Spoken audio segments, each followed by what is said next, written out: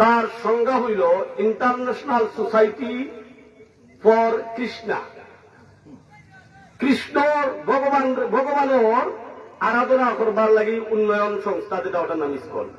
ISKCON কোন ধর্মের নাম না। আর এরা এমন একটা জাতি যে হিন্দু জাতি হয় যে এরা আমরা সমাজ থেকে বিচ্ছিন্ন, আমরা সমাজের দুর্বল এবং আমরা সমাজের ল কোয়ালিটির কিছু মানুষের তারা এমন ভাবে বুঝাইয়া মগজ ধুলাই ভরিয়া তারার ইসকনের গ্রুপ হলে যে এরা আর বাইরে আবার কোন সুযোগ থাকে না। এরা বৈরাগী সাজি যায়, মা বোনের খবর নাই, পরিবারের খবর নাই, বৈরাগী হইয়া একটা অন্ধ জগত যায়। এটা কার ভাষা? হিন্দুদের ভাষা। আর ইসকন এখন করেন কি বলে, তারা জঙ্গি একটা সংগঠন। ইসকন জঙ্গি একটা সংগঠন। তাদের ভাষায় ইসকন সবচেয়ে বেশি আপনার আমার নবীর শানে যে বেয়াদবি করে, এই যে উজরে বয়ান করিয়া গেলা শাহানের ইসকনে এই সমস্ত কথাবার্তা বলে তারা উস্কাইয়া দেয়, ধর্মীয় টাঙ্গা লাগে যতটুকু খাট করার তারাই করে। ইসকনের জন্ম কোন জায়গায়? International society for Krishna. এই ইসকন সংস্থার জন্ম হয়েছে 1966 সালে আমেরিকা। তাও একজন ফার্মাসিস্ট, সে এটা সংগঠন করছে। তার নাম হইল স্বামী প্রভু প্রভাত। এইটা প্রতিষ্ঠা করছে। কেন করছে? আমেরিকা করছে।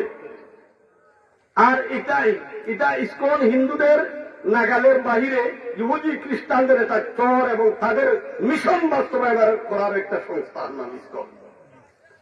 কিন্তু তারা হিন্দুদের উপর বড় করে তারা কার্যক্রম চালায়। তাদের বাংলাদেশের হেড অফিস উত্তরবঙ্গে আছে, আর ভারতের হেড অফিস নদিয়া জেলায়। এরা বাংলাদেশে এমন ভাবে ঘোরাফেরা করে যেমন যেন আপনারা হিন্দু সমাজেও তাদের কোনো বসবাস নাই। তারা মোটরসাইকেল লইয়া ঘুরায়, আর তারা এমন ভাবে তারা কার্যক্রম চালায় যে কিভাবে মুসলমানদের ধর্মের ধ্বংস করা যায়, এটা হল তাদের মূল বিষয়।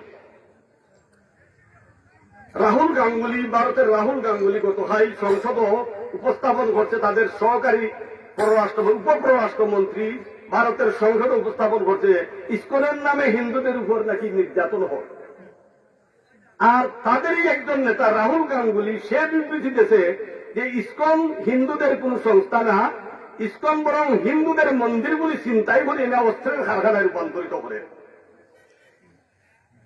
এই হল হিন্দুদের একটা গ্রুপের ভ্রান্ত একটা গ্রুপের নাম ইসকন। তাদের মিশন কি, তাদের অবস্থান কোন জায়গায়, তাদের মিশন কি, সেটা কইলাম। আমরা আর বাংলাদেশও তারা এনজিও সংস্থার মতো কাজ করে। গেল 2 দিন আগে চট্টগ্রামের আদালত পাড়ায় একজন ইসকনের একজন বহিষ্কৃত নেতা, যে অপরাধী, তাদের কাছে অপরাধী, ইসকনের কাছে অপরাধী, তারা বহিষ্কার করছে ইসকনের সংগঠন থেকে। তারা বাংলাদেশ সরকারে দেশ বিরোধী ষড়যন্ত্রের কারণে, রাষ্ট্রদ্রোহিতার কারণে তারা গ্রেফতার করছে। আর গ্রেফতার করার কারণে তার মুক্তির দাবিতে তারা আদালত পাড়ায় যে অবস্থা করলো, একটা তাণ্ডব লীলা চালাইয়া আমার ভাই সাইফুল ইসলাম অ্যাডভোকেটকে তারা শহীদ করল। এই ইসকন এরা বাংলাদেশও তারা তাদের ধর্মের নামে বাংলাদেশের মুসলমানদের বিরুদ্ধে একটা গভীর ষড়যন্ত্রে লিপ্ত। এখন বর্তমানে ইসকন হয়েছে বাংলাদেশের এই শান্তিপ্রিয় জনপদে অস্থিতিশীল করে দিবা লাগি দেশ এবং জাতির বিরুদ্ধে একটা ষড়যন্ত্রের সংগঠনের নাম ইসকন। অতএব এদের থেকে আমরা সতর্ক থাকার দরকার। ইসকনের হাতে দেখুন আপনারা তসবি আছে, তসবি পড়ে। আমাদের মুসলমানদের কিছু আছে ভাইয়েরা কমেন্ট করে যে তারাও তো ভালো কাজ করে, তারা তসবি পড়ে।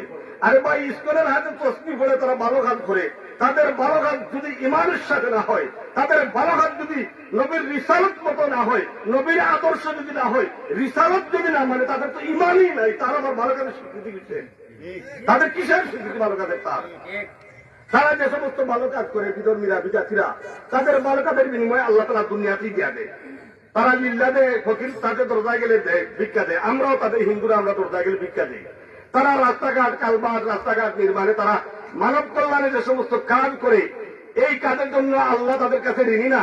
আল্লাহ তাআলা বলেন নুতিহি মিনহা, আমি তাদের কাজের বিনিময়ে দুনিয়ার তাদের বিনিময় দিয়া দেই। ওমা লাহু ফিল আখিরাতি মিন নাসিব, পরকালীন জীবনে তাদের কিছুই নাই আমার কাছে। দুনিয়া